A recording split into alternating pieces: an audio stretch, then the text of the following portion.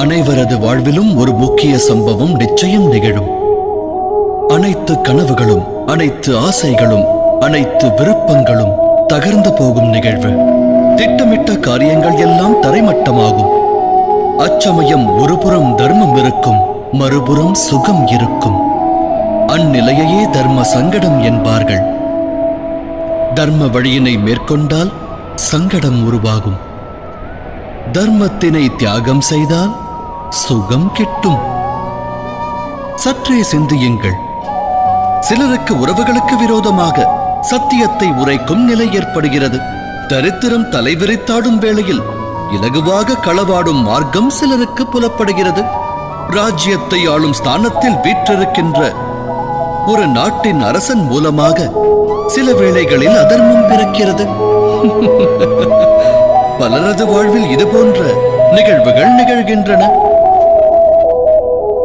ஆனால் பலர் இது போன்ற நிலைகளை தர்ம சங்கடம் என்னும் ரூபத்தில் காண்பதில்லை.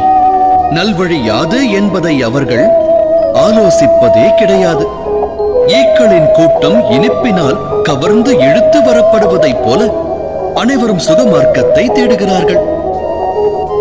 ஆனால் உண்மையில் தர்ம சங்கடம் என்னும் க்ஷணம் இறைவனாகப்பட்டவன் விலகும் க்ஷணமாகிறது. உருவான இன்னலை கண்டு பயம் கொள்ளாமல், சுகத்தினால் ஈர்க்கப்படாமல் தர்ம வழியில் திடமாக நின்றால் எல்லாம் வல்ல இறைவனின் நல்லருள் விலகிச் செல்லாது.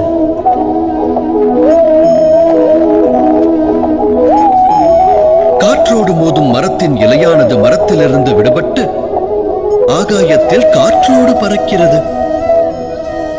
காற்றுக்கு தலைவணங்கும் புல்லானது பூமியிலேயே நிலைத்திருக்கிறது.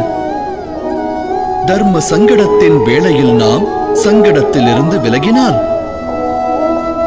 சுகமானது கிட்டும், வாழ்வு ஆனந்தமாகும்.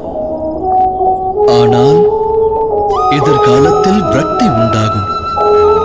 ஆன்மா தரித்திர நிலையை பெறும். இறைவன் அருளிலிருந்து வெகு தொலைவு செல்ல நேரிடும். சிந்தித்து செயலாற்றுங்கள்.